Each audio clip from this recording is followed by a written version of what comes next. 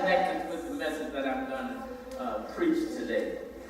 Because he is a name above all names, right? He is worthy of all praise, right? And even though it don't do it all the time, our heart ought to sing. I don't even want to say it. Our heart ought to sing. Well, it's to sing. Praise the Lord. Praise the Lord. Let's see if I can encourage us to sing a little bit. I want to start where I had not planned to start at this morning. Then I'll come back to where I started. So Tony had a brief conversation with me a little bit earlier about, so I'm going to put it in my words, being challenged as bothered about something that I had said before. And I'm going to connect it with not just with what he said, but with what I think. Sometimes I don't want to give up on holding people responsible, accountable, desiring to make them pay for all the racial trauma that they've caused me in my life. Sometimes I don't want to give up on that because I think if I give up on that, I lose. What I miss in all of that is there's no way in the world that somebody can pay me for the harm that they've caused me through racial trauma. So I actually have to surrender my desire to God and have faith that God can do what I can't even imagine. That's hard to get to because I think if that's really what I believe, it means that I need to be sedentary about my pursuit of what I believe that God has called me to. And in fact, it means the exact opposite. Because it means that when I give in to do the work that God has called me to do, understanding that it is impossible for me to have the right strategy to get there, I'm really having faith that God is going to step in where I cannot possibly. Amen. It's kind of what I want to preach about. Is that all right? It's not kind of what I want to preach about. It is exactly what I want to preach about. It is. About a concept and a calling that I cannot possibly, but through my belief, my cooperation, my expectation, I do understand that God is going to fill in the gaps. But sometimes, brothers and sisters, I don't even know what the gaps are. Y'all ever been there? I mean, wherever you are in life, whatever's going on with you in life, as you're going, you understand that there's some gaps on the journey, but you also understand that you cannot predict them before you get to them, so you have to expect that God will reveal them to you and tell you what to do when they come before they ever get there. Yeah, I know it's a little confusing, but that's kind of what faith is. Hebrews 11. And I'm going to read from the New Living Translation. Now, faith is being sure of what we hope for and certain of what we do not see. I'm going to say that again because our minds cannot wrap itself around what that statement really means. Most of it. Now, faith is being sure of what we hope for and certain of what we do not see. This is what the ancients was commended for. By faith, we understand that the universe was formed at God's command so that what is seen was not made out of what is visible. What is seen, what do y'all see? Shoes, trees, people. Amen. What is seen was not made out of what is visible. What are your shoes made of, Joy? Maybe not, because this says what is seen was not made out of what is visible. Amen. That's a little push, not a big push. That's a little push. I want to talk about walking by faith. The book of Genesis has a geological list of about 10 people. For all of them but one, the text says that they lived so many years, an amazing amount of years. Some 630, some 950. They lived so many years and died. But for Enoch, the text says he walked faithfully with God. That's the only person that it says that about. Everybody else lived and died. But for Enoch, he walked faithfully with God, and he was not because God took him. That difference was the faith that guided Enoch's thought, that guided Enoch's decisions, that guided Enoch's actions. Faith, according to the New Living Translation, is being sure of what we hope for and certain of what we do not see. At different junctures in my life as a believer in God, people have tried to convince me that my faith in God was frivolous and foolish. Their thinking was, since you can't see God, since you cannot physically touch God, or even hear audibly the Lord, God can't possibly be real, and anyone who believes in Him can't possibly be of sound mind. That's what people have tried to convince me of. Those people's mind, they needed physical evidence to prove existence. But Hebrews has another kind of evidence in mind. Something that stretches the human intellect beyond its comfort so that it can grasp concepts beyond humanity's reach. So Hebrews says faith is being sure. Faith is being sure. Faith is being sure. Let me stop for a moment. My Johnson travelers would tell me that faith is uncertain, childless, and only sought out by the weak. Y'all ever been told that? I'm just asking, because I literally have. People have come to me and they said that faith is childish, is just one of those stopgaps that you put in there when you can't possibly move on if you wrap your minds around the reality of your situation. When you get over that, you'll give up, get over faith.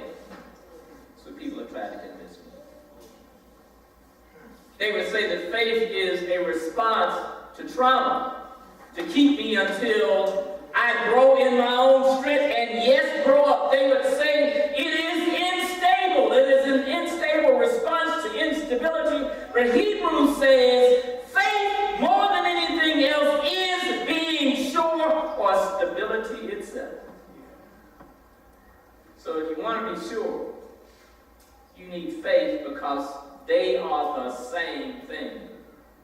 They're exactly the same thing. Faith and being sure are the same thing. You can flip them on either side of that verb. Faith is being sure. Being sure is faith. Family, friends, and finances all come up short at times, but faith never fails because faith is the very definition of stability and certainty.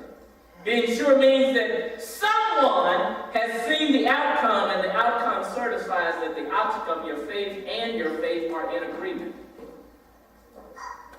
Somebody's been in the future, and they've seen the outcome of what actually happens in some distant time. And they, being in the future, are verifying that what you have faith about has indeed happened. Something that we cannot possibly do that we can't know somebody else can, and they've been there and they said that it is going to happen and that it actually has happened, and so we can be certain because we have it based on good testimony that is real. Just in case I lost you, being certain means someone went into the future and saw what you are believing God for actually happen, and God is the someone. Faith is a sure foundation when your finances fail. How many of y'all get thrown by your money more than you get thrown by most stuff? I mean, I know that's not true for everybody, it's true for some of us. We look at the bank account, it ain't there, and we get trouble, and all bets are off. We can't show up for church because we don't have enough money. We need to pick up some extra days to work on Sunday. Amen? Praise God. We can't attend to our families and be there to parent our children because we need to get some money, because if we don't get any money, they can't eat. There's all kinds of stuff. We work ourselves to death because the bank is not right. Well, faith says that when we trust God, and when we put our faith in Him, our finances are not supreme, but our faith is. And when God tells us not to worry about picking up the extra job, but to trust Him, we trust Him and not what we see in the bank. Amen. Amen. Amen. Amen. Y'all said amen real loud. Y'all said amen real loud. I'm going to check you in about a week when your money comes up short into to see whether or not your amen is still as loud as you suggest right now. Being sure of what we hope for and certain of what we do not see. What we hope for here in this text is the life that God has promised to those who believe. So what is this? Faith is being sure that God will never leave us nor forsake us. How many of you ever thought that you were in a place where God was not? That God had left you all alone? If we have faith in those moments, even though we feel like that, we know God is there. It's being sure, certain that God will never leave us nor forsake us.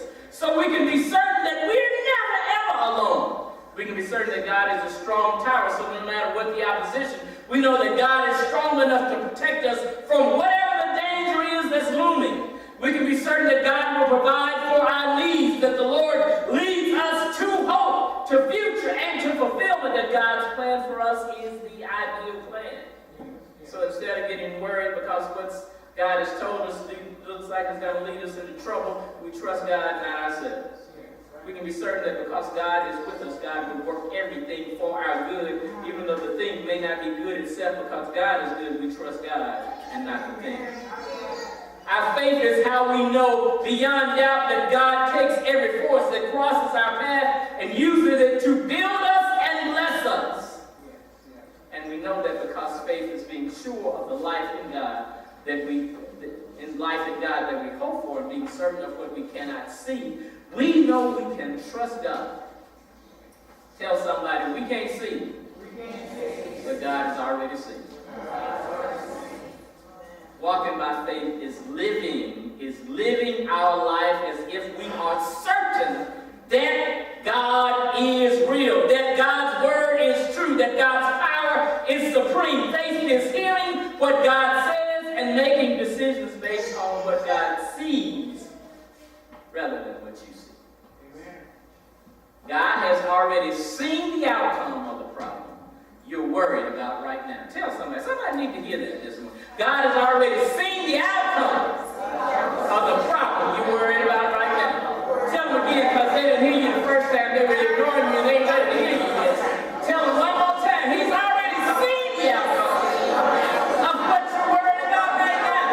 Not just get indignant, get angry, get mad at your situation and their situation. And tell them God has seen the outcome of whatever you're worried about. Amen. Now ask yourself, do you believe that?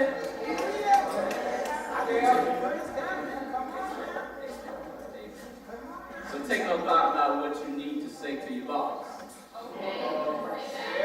Oh, I think I stepped on something. Don't even think about, don't strategize about what you need to tell your spouse. Just say, ouch, it's hard. Amen, amen. Don't frame your mind or your conversation or your anger just right so that your friend can get in their proper place because they didn't support you the way that you wanted them to. Don't even think about all of the acquaintances that are in your life and how you're going to get them what they deserve. Or your coworker. When you show up, just tell them what God tells you to tell them. Even when it's a blessing for them and you want to curse them. I'm just saying. Faith is being sure what God says, not what we think or what we see. Now pay attention to the next few verses where the text gives situational examples that we can learn from. So verse 4.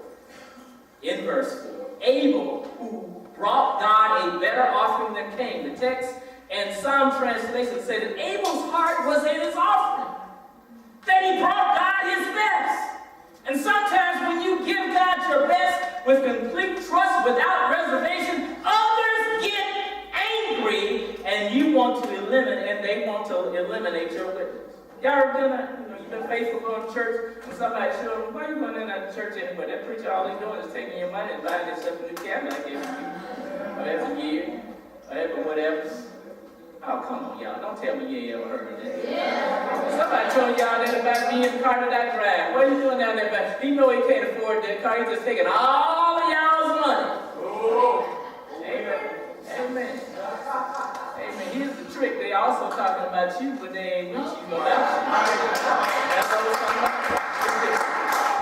And when we start feeling like that, when people say those things about us, we are tempted to stop doing the things that God has told us to do. We're tempted to try to take control of what belongs in God's control and put it in our hands, because we want to be certain that what we want and need to happen is actually what happens. You ever been tempted?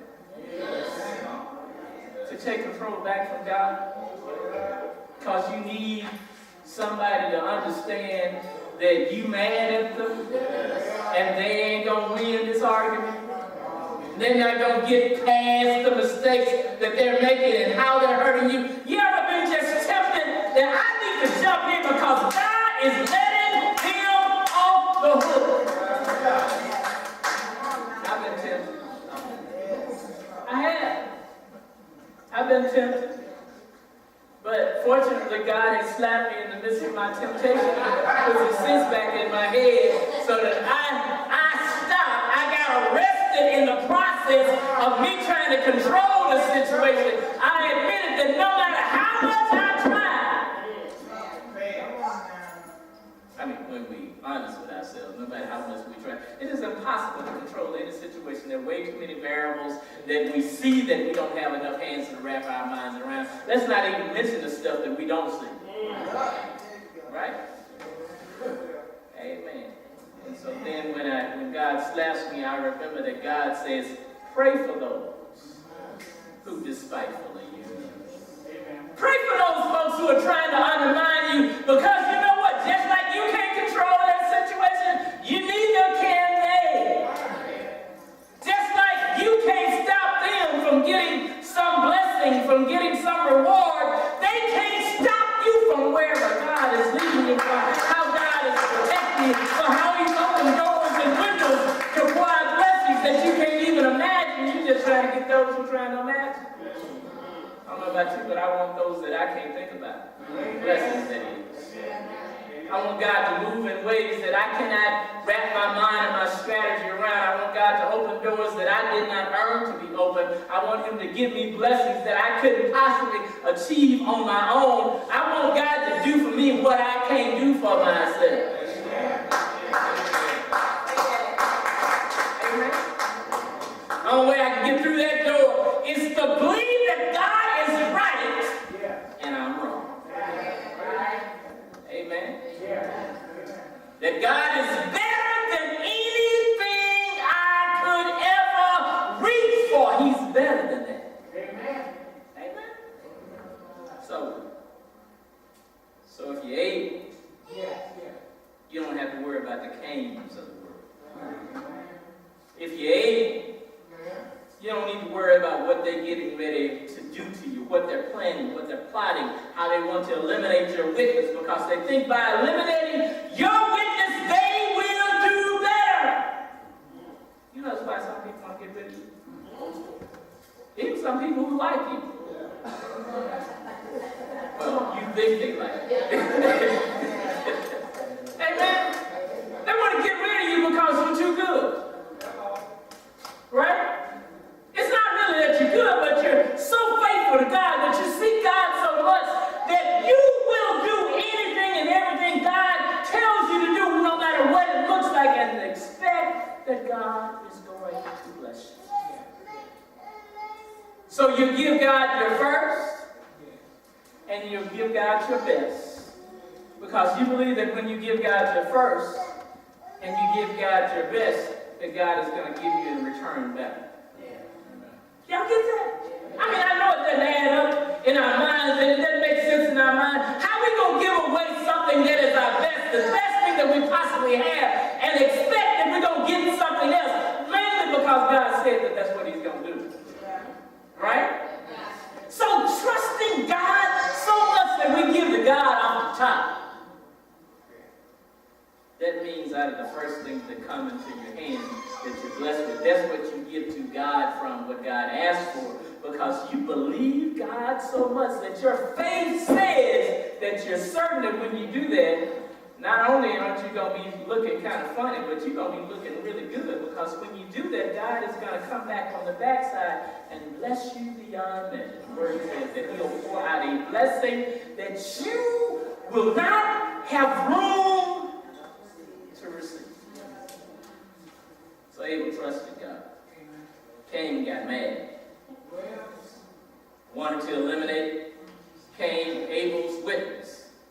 The Lord told him that if you do right, you'll be blessed. Instead of doing right, he decided to do wrong, tried to eliminate Cain's witness, actually killed him. And the text says, Abel still speaks, even though he's dead.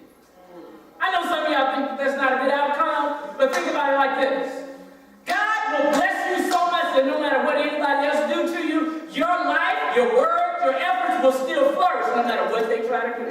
That whenever somebody tries to stop you, whatever block they try to put in your face, what you do for God will last beyond measure. As a matter of fact, nothing but what you do for God is what will last. That's what the word says, that the life that the witnesses. We still remember Abel's name, even though his life was cut short. We remember him because you can't eliminate a witness for God. You can't stop the efforts that you give for the Lord, what you put in God's hand. There's no stopping it. It continues to live. As a matter of fact, it takes a life of its own. It becomes divine because it is in God's hand. Faith and faithfulness cannot be eliminated. It cannot be destroyed because its existence is in God's perfect plan. I believe it was faith that made Martin Luther King see the mountaintop. I do. I believe that's what made him fearless in the face of imminent danger. I believe it was faith that caused Esther to say, if I perish, let me perish. Can you faithfully offer to God what the Lord asked for? Can you quiet the voices that tell you you're dumb for giving so much? Can you believe God even when those around you give half-hearted service? The Bible tells us only what we do for the Lord will last. He gave God the best of what he had and the best of himself and paid with his life. Do you believe God so much that you will trust him with your very life? Faith is being sure that God will keep you.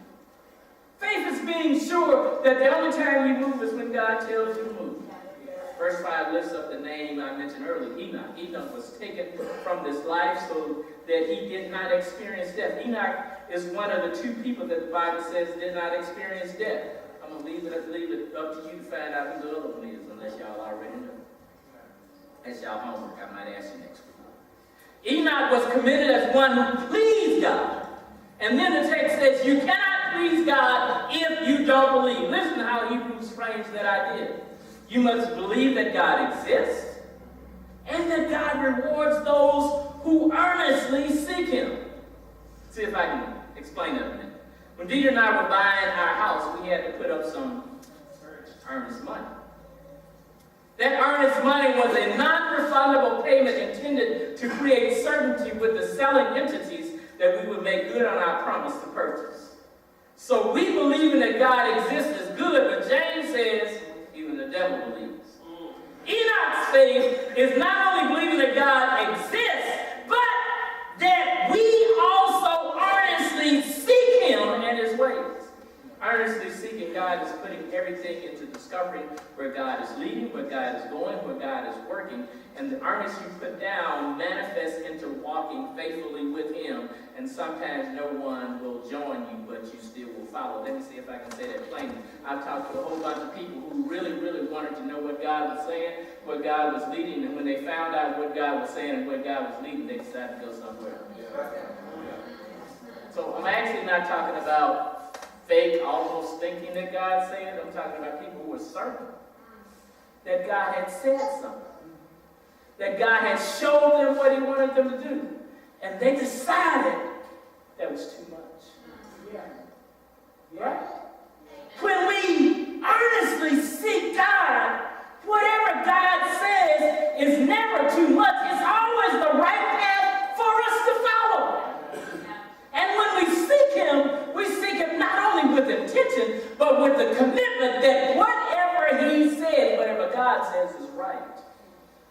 Whatever God says is true.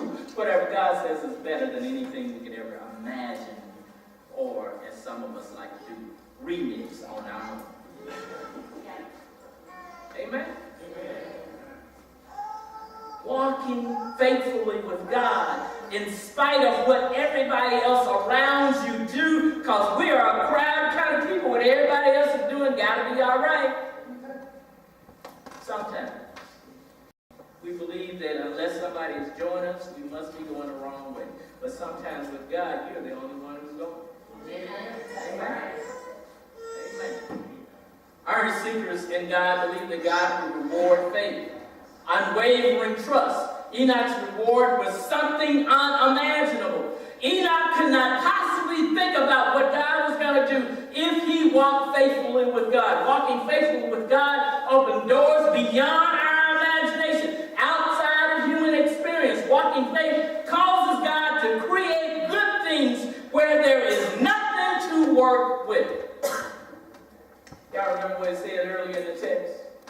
That God made the things that exist out of something that we could not see. Imagine this.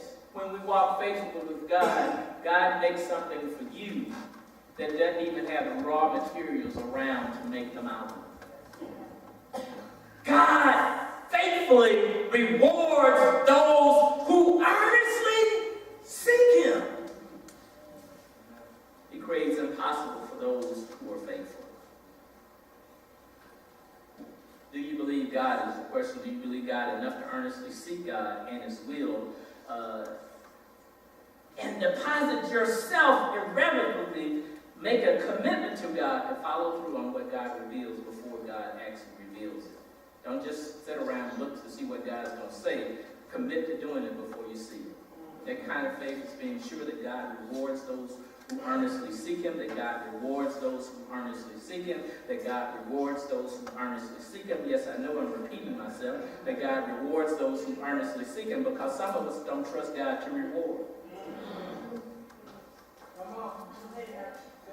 Some of us don't trust God to reward. We convince ourselves and tell everybody else that we serve God just purely out of the fact that it's the right thing to serve God. But the text says that God will reward those who earnestly seek Him. So I expect, because the word says, if I'm earnestly seeking God and I'm not just playing around, God's going to give me a reward that will blow my mind. I expect it, I look for it, and I receive it when I walk faithfully with the Lord. That kind of faith is being sure, being certain that God will reward me and you when God is our first, our best, our all priority. Enoch walked faithfully with God, and the text says he was not because God took him, because God rewarded him. How many of y'all could have expected before it happened to Enoch that God would take him out of this life without experiencing it? How many? Anybody? How many of y'all believe God gonna be there for you? That's what I thought. Even though it's happening, even though it's seen, even though most of us believe the text, we don't think that that's going to happen to us, because even though it's happened before, it's impossible. Nothing is impossible. Nothing is impossible with God. By faith, Noah being warned about a future event built an ark. Do you believe God enough to prepare for danger that you see no evidence of? One of the amazing things about Noah is that he believed God when the Lord told him that it was going to rain, and he had never seen rain. Y'all know that? Before the rain of the flood, it had never rained on the face of the earth. There was no such thing as rain. It didn't exist. But when God said, start preparing now because it's going to do something that it's never done before, rather than say, well, wait a minute, God, I ain't never seen nothing like that happen before, so how you know it's going to happen? Noah said, okay. And he responded. He responded to what the Lord says. I believe that God has given us revelations large and small. And sometimes we trust what we think more than what God says. We trust what we see more than what God says. We fear our failure more than we expect God's revelation. Noah was warned, responded to the warning, and because of his faith, saved his family and saved the world. Do you believe that God is still providing revelations? that will guide individuals around and through problems. And God has revelations that will save families and save the world itself. Not just families, not just individuals, but also save the world. All we have to do is treat faith with the same certainty that comes from believing and earnestly seeking God. Faith in God is like insider information without the criminality of it. Just saying. We can make moves to protect when the information warns of danger, and we can move to invest when the information says opportunity for growth. So it's not just about warning about danger, it's also about prior information that if we make this investment, it's going to flourish at this particular time. As believers, we have to believe that God is more certain than what we see, and so respond to his inside track. By faith, Abraham left what he had and what he knew to follow God to a new place. Abraham lived in a time when it was nearly impossible to know what existed outside of the world he lived in. Yes, travelers came through sometimes, but that was infrequent. God told him to leave what he knew. I don't like to leave what I know. Anybody else? I don't like to leave what I know. Because what's on the other side, humanly speaking, might be bad. But when I think about it, God has been telling me all my life that it's okay to leave what I know. That I'm not the one who needs to know. That I'm not the one who needs to map out the course and work out the strategy. I just need to hear when God says what he says, and when God says to leave, what I need to do is leave. I think about the Hudsons who could have been in Houston when the hurricane hit. Not just metaphorically speaking, but actually speaking. They were planning to go to Houston that summer before the hurricane hit, which was last year. They could have been in Houston, but they heard God say, not yet. And didn't go. Y'all see that? I think Tony had been talking all year about leaving. That doesn't mean the whole family was talking, just talking. And then I was shocked when he didn't go. I told him, I'm going to be grieved if you leave. I was shocked. He was still going. And then out of nowhere, they didn't go. Faith is leaving when God says leave, and it's staying when God says keep your butt right there in that seat. Don't go nowhere. Even if you don't like it. No, it's true. Don't be sorry. Even when you don't like it. You know why? Because God can see stuff you can't see. That's right. Grateful. I don't know why we don't get that. God can see things we cannot see. So when God says go, we need to go. Yes. And when God says stay, even when our jaws are tight and we see so much opportunity in where we're going, and when we've seen the strategy of how it's not going to work out as good as what we got, but better than what we have, when God says stay, we need to stay, because we can't see the hurricanes that's going to come where we're going. That was a mental clap. If I was clapping, you know why? Because I've seen too many hurricanes in the places where I refused to go before. God doesn't always tell me what's going to happen and why he don't want me to go certain places. But sometimes he opens the door and I see how I go there. That's right. Amen. Yes. A hurricane was going to come on my doorstep a lot closer than what I'm comfortable. Well, faith is when God says go, you go. And when he don't, you sit down, let your jaws stick out for a little while. Have a temper tantrum or two. But nonetheless, you stay. And I don't think about the Hudsons, but I think about Rick, who trusted God to take a break from construction for a season and experience God providing for him in ways unimaginable. Rick was telling me, I think it was last week, he was telling me about, he'd been thinking about not working during a certain season just because how hard it is on his body. But you know, what he sees is if I don't work, I'm going to miss a lot of money. And then he got convinced, well, I'm going to trust God anyway and see what happens. Now, I think what he told me, he can correct me if I'm wrong, that when he trusted God to do what God says, he not only got what he expected, but God gave him something that he couldn't have possibly imagined. Come on now. So now, what he worked out in his mind, he was going to come up short. What actually happened in outcome and reality, he not only did not come up short, but God put some extra in his pocket that he couldn't have possibly earned, worked for, or thought about. Amen? Amen. Which strategy you want, yours or God's?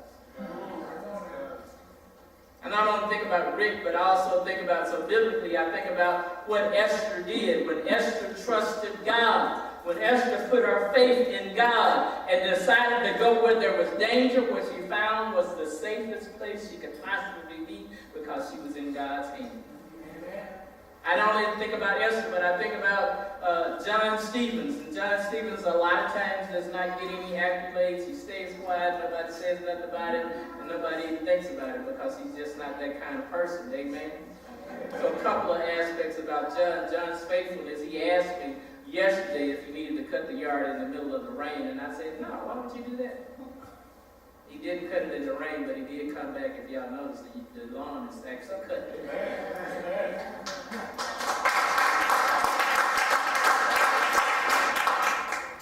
And no, we don't pay him to do that. He does it because he's being faithful to God and is expecting a reward from God. So one of God's rewards for him is that when he did not have a job, when he lost his job years ago, God opened the door for him to work and drive a bus. And so one of God's reward, I believe, I don't know if he believes that, I didn't ask him or not, one of God's reward is that God gave him a promotion and he don't have to drive a bus no more. That's right.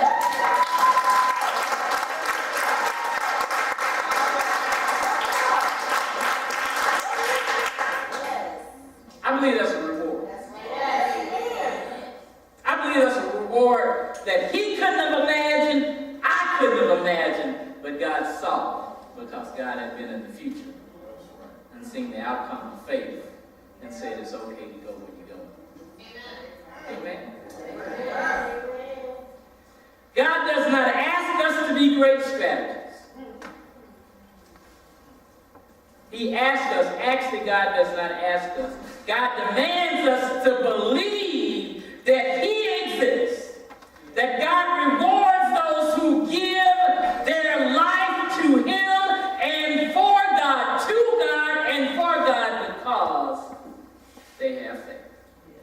Because they are certain that God will give their life back to them when they give it to God.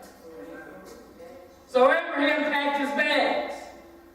He relocated to a place when God said go that he had never seen before, probably had not heard about, because God said leave, and his faith told him that God leads to greater. My mind says it might be greater, might not, but God says I lead to greater. Walking by faith means that we live, that we make decisions, that our thoughts concern that God leads to greater. Abraham was looking forward to a city whose architect and builder is God. How many of y'all are upset about the city you live in? One person, two, three. If I could put my feet up, I'd put them up too. Amen. I know some good things about being an American. Some people say so. Because they compare it with other stuff that they don't know about. I know some of y'all have traveled and you know about other places you've been, but some of you have not, and you're comparing American life with other lives that you really don't know nothing about. It's just somebody told you a story about what life there is like, and you're saying that we're better. I really don't like that comparison. You know why I don't like that comparison? Because God is not asking me to compare what I have to what I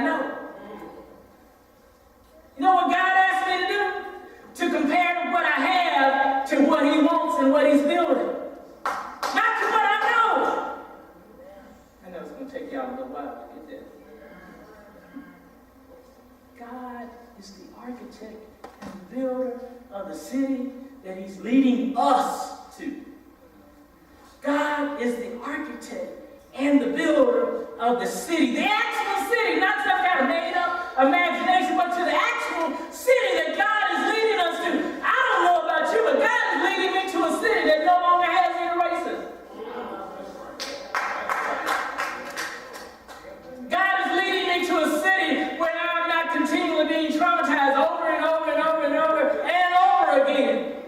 God is leading me to a city where I'm not trying to make sure that I eliminate a racist world, but I'm forgetting about a world that abuses women, that I'm not even thinking about that comparison, because God has already thought about it, and what God has is hope and a future for all of us, where we not only get what we want, which is minimized, but we're getting what God has saw and is building for us to experience that's better than anything that we could ever imagine.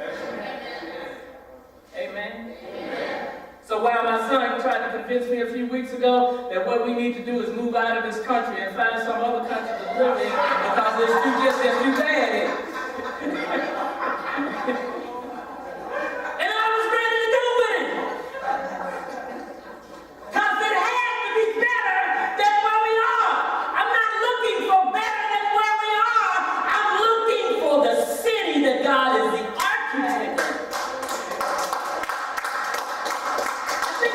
I checked, even though I didn't study in that particular field, I think that means there's some drawings, some mappings around what it's going to look like and what it's going to take to support what it looks like, to keep it sturdy and erect regardless of storms that are going to come, regardless of opposition, that the architect's job is to design something that will not just look good, but will withstand the pressures of whatever the forces of weather and wind and nature is going to come to attack it. So that when hurricanes come up, when tornadoes come up, instead of falling over under the stress of the weight, that it might move a little bit. Right? Or maybe I should have asked Mark a little bit about this. It might move a little bit, but it won't fall. It won't crumble. It not only will survive, but it will thrive in the midst of weather and rain, if God is the architect of it. It's not just the architect. God is actually the builder of what his plan is for all of us. So why do we have so much trouble having faith? Being sure. We believe that God is the architect, and so know what it takes. God knows what it takes to hold up the structures that yield life. We're certain of God. Through faithfulness, brothers and sisters, you and I can change the world for the better. Because God wants better for us and is leading us to that. Faith is putting God first. Giving to God our first and our best. Faith is walking faithfully with God. Faith is trusting God's revelation about the future. Faith is believing we'll find better when we leave what we know at God's command. Being sure that God exists, that God rewards those who earnestly seek Him, alters your decision making. Your decision making. And your trajectory. So let me ask, what is stopping you from walking faithfully with God? It's a real question that all of us older ourselves think about. Because I hear my explanation and I hear yours about what's stopping me from being faithful to God, what's stopping me from following God, actually is not a good reason. When I hear me. Some people, you said last week, it's fear that's stopping us. We're afraid of what's going to happen. Right? So can I ask you a serious question? How many times have you being afraid of what was going to happen actually stopped it from happening? Let me just ask. Right? How many times when God has said something you were afraid to go there and you went anyway, how many times were you amazed and surprised about what was on the other side of your feet? About good that you couldn't possibly see because you were so worried. You were just entering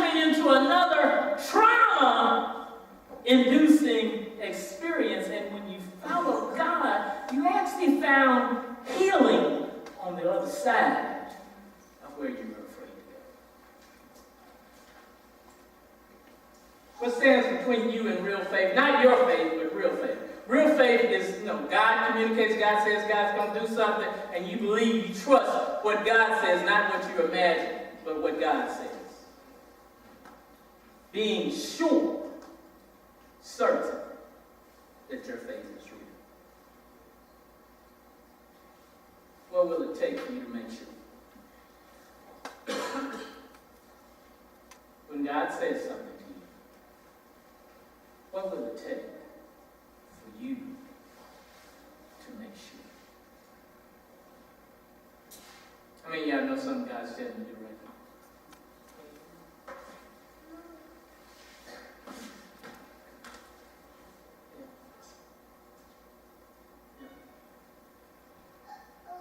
What's actually stopping you from doing it?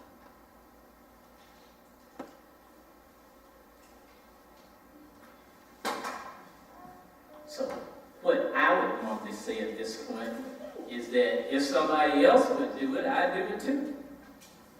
Sometimes that somebody else is my wife. Because what I say is that, well, I can't do it if my wife won't do it.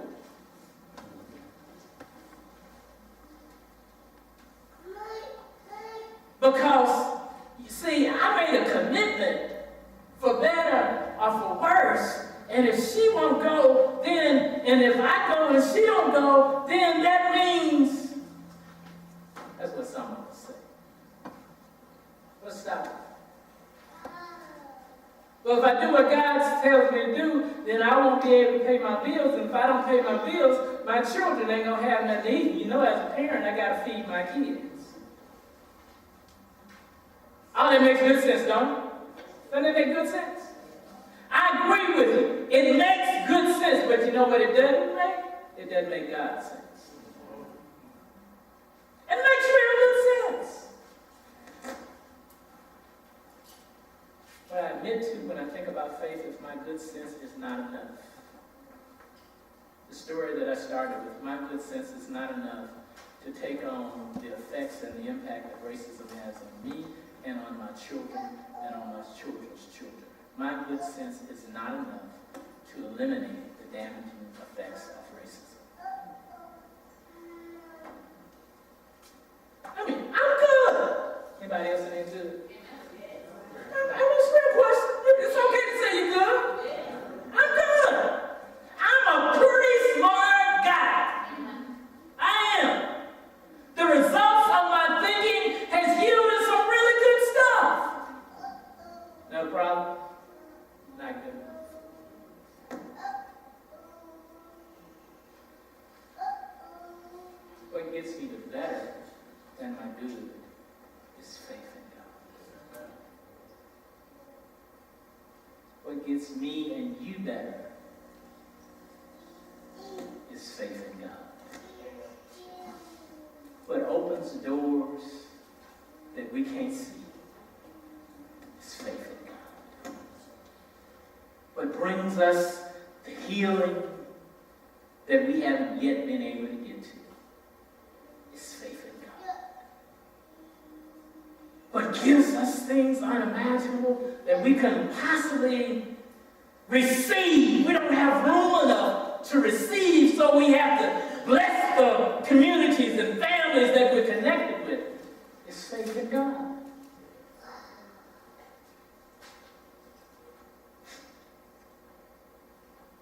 What plants in the world things that have not yet been dreamed of yet? It's not my imagination nor your strategy. Faith in God. Because by it, by faith, those who really walk with God, they save themselves, they save their families, and yes, they save the world.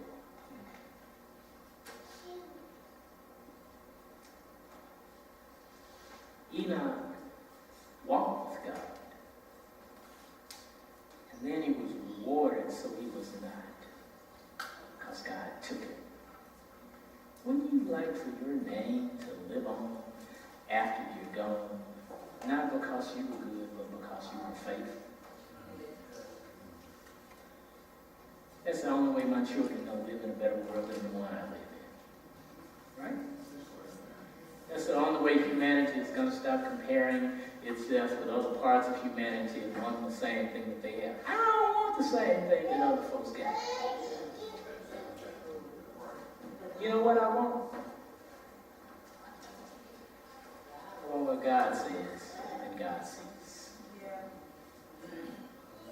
And so inherit a better life.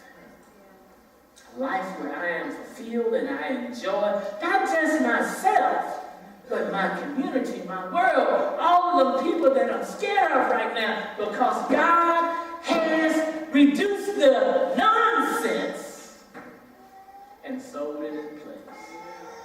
Joy. I want us, brothers and sisters, to walk by faith